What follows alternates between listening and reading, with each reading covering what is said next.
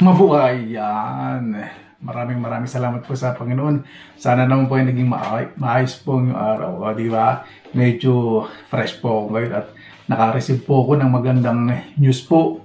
Di ba, sa isang airline company.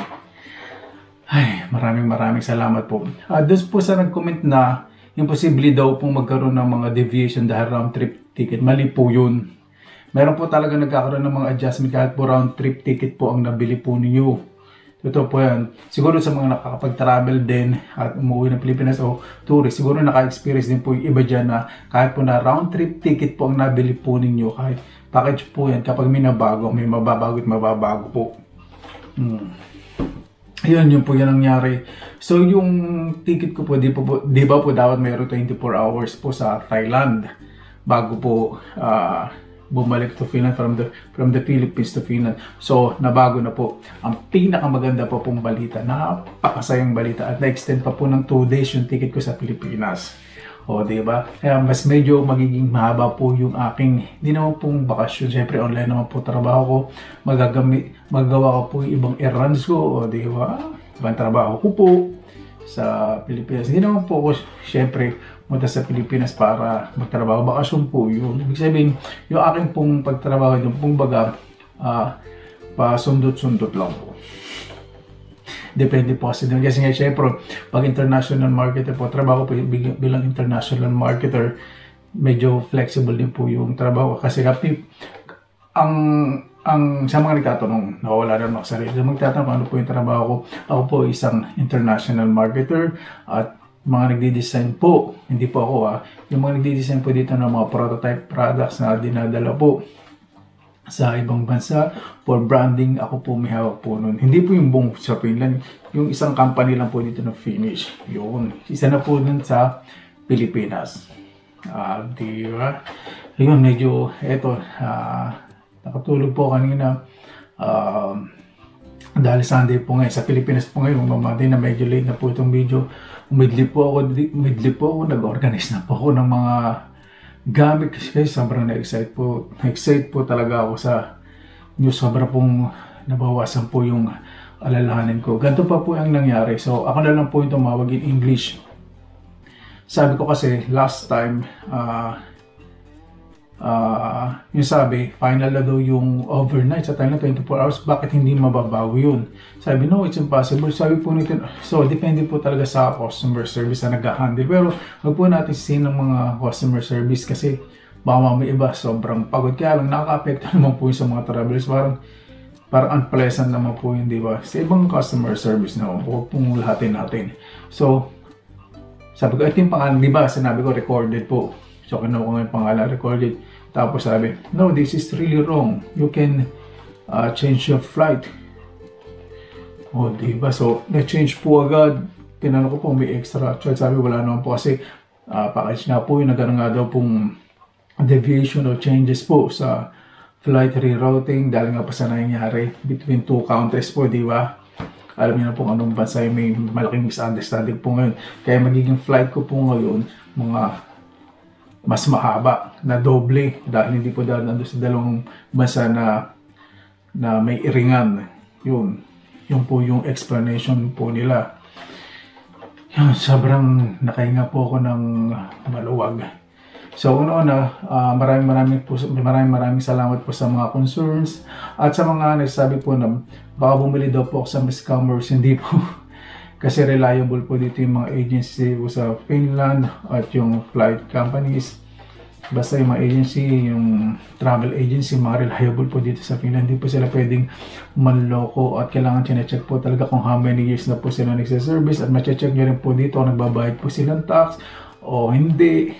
Yun, bago po kami bumili ng ticket po dito. At ginagabayan po ang aking mga Finnish po ng mga kaibigan. Yun. Maingat naman po ako syempre. Yung pera po pinaghirapan ko po yun at sobrang ingat po. Sa mga nagtatanong po ako, dapat may insurance. Syempre may insurance po ako, may travel insurance, pati po sa mga luggages pag uwi po sa Pilipinas.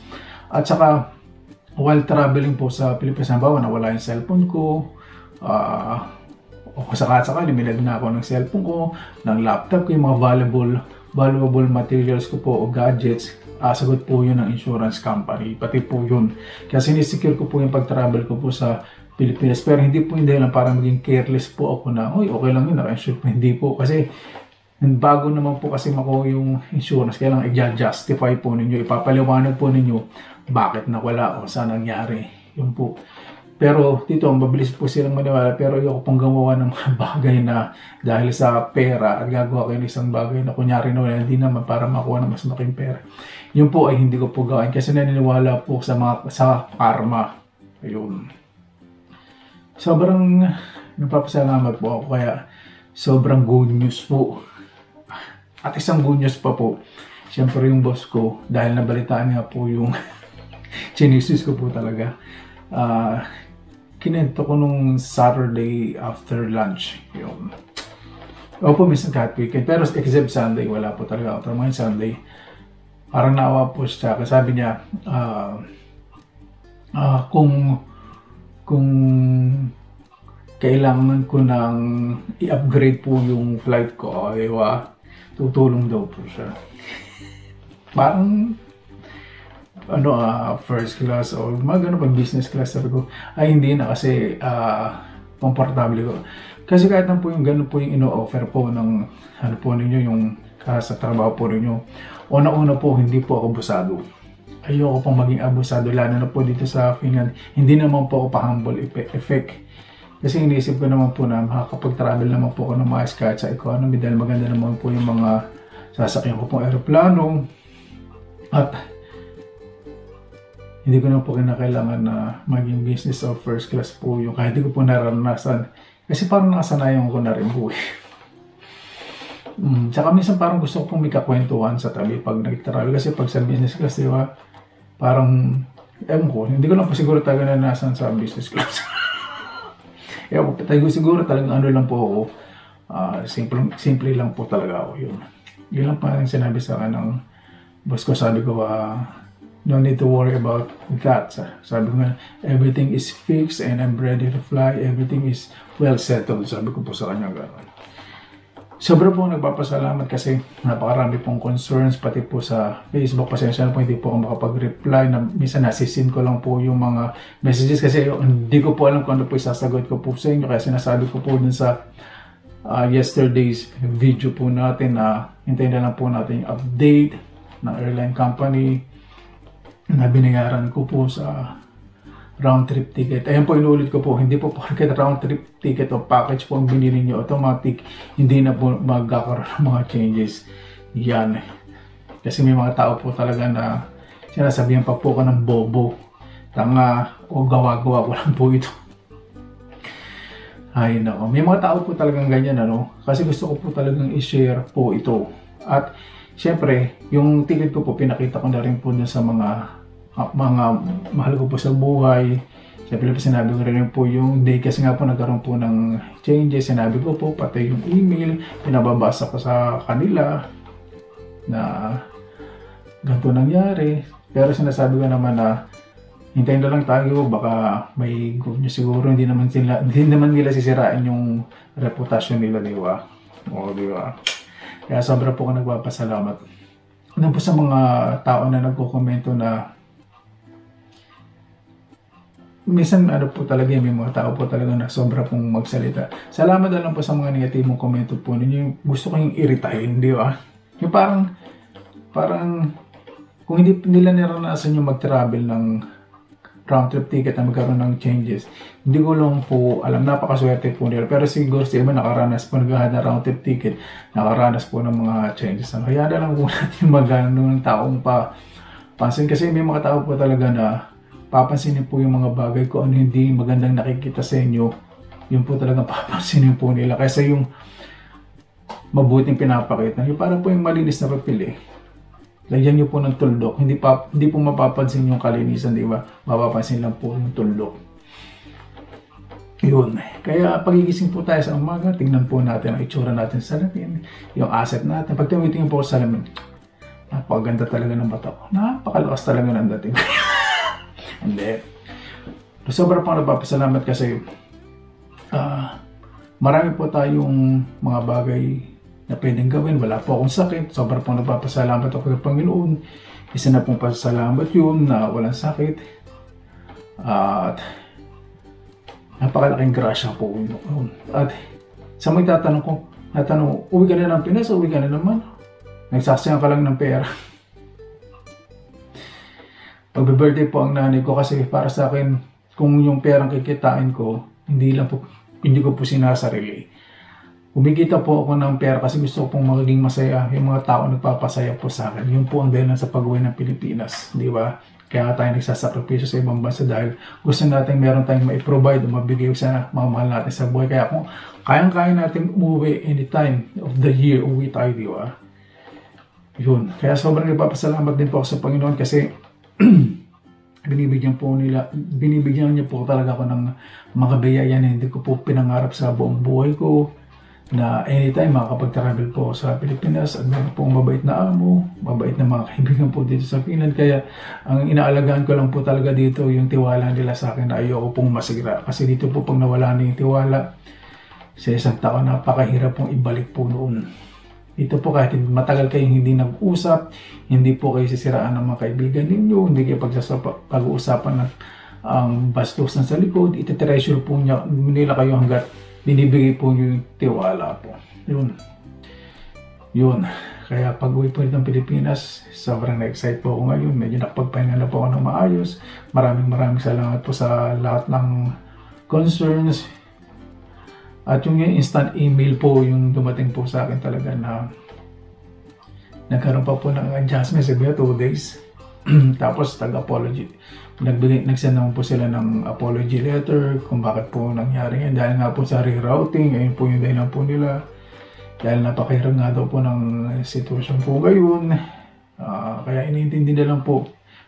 Ang sarap po talagang pakalanda na bigay po natin laging intindi saka. So po lahat natin sa Panginoon nangyayari, no? Kasi may mga reasons po ang Panginoon para po sa atin. May dahilan po sa atin ang Panginoon. Siyempre, pag may ginawa tayo o sinabi tayo hindi maganda, may karma darating sa atin. Tanggapin natin yung as learning, hindi parusa ng Panginoon. Ibig sabihin, papatatagin tayo ng Panginoon dahil para ipa-realize sa atin na mali talaga yung kaya deserving na mangyari sa akin to. Diba? Kaya habang maganda po yung ginagawa po natin, sinasabi po natin sa ating kapwa, sa paligid po natin, sa nilikha po ng Panginoon, mas marami pa pong biyayang darating po sa atin. Pasensya na rin po doon sa mga ibang tao na, ito gusto ko na pong maging honest may nag-comment po kasi sa Pinilakan by Facebook, parang sobrang disappointed po siya dahil hindi ko daw po siya tinulungan. Ako po ay tumutulong ng tahimik. Alam po yan ng mga tao nakapaligid po sa akin. At hindi ko na po dapat ulit-ulitin. Kasi kapag may taong humihiling po sa akin, kapag connected po ang family po nila, alam po ninyo, ang una-una ko pong gagawin, check ko po yung profile picture po ng isang tao. Kasi kung talagang kailangan ng pamilya mo o miyembro ng pamilya mo, yung paghingi mo ng tulong, ilalagay mo yung sa wall mo Di ba? Doon mo malalaman kung sino talagang tao nagmamalasakit sa iyo. Kasi kung check ko yung messenger mo sa akin, tapos nakita ko doon sa mga post mo, mga pagkain, masasaya, parang hindi tugma. Hindi naman po sa naninira, pero yun lang po. Kaya ang paghingi po ng tulong dapat natin sa kapwa, wag po nating idahilan o gumawa po tayo ng mga bagay-bagay na nakakasira pa ng pagkatao po natin. Yun. Kaya sa meron din po dito mga Pinoy na sobrang po nagpapasalamat. Nagme-message po sila sa akin.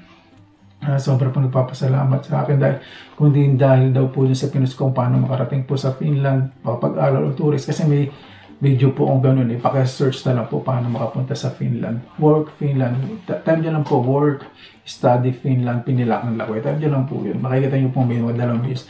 Mayroon pong mga nagpasalamat po sa akin kasi totoo daw po yung sinabi ko na bisitahin lang yung Finnish Embassy o Finnish Immigration kasi doon po sila talaga nagpo-post na mga job offers po dito sa Finland at direct po sila. Direct po kaya yun po yung lagi ko pong sinasagot sa mga nagtatanong paano makapunta po dito. Dumating po ako dito bilang estudyante at sa mga gustong magtrabaho po, bisitahin dyan lang po ang Finnish Embassy o kaya Immigration dahil doon po sila nagpo-post po ng mga exact information at mga details po kung paano po makapagtrabaho po dito sa Finland.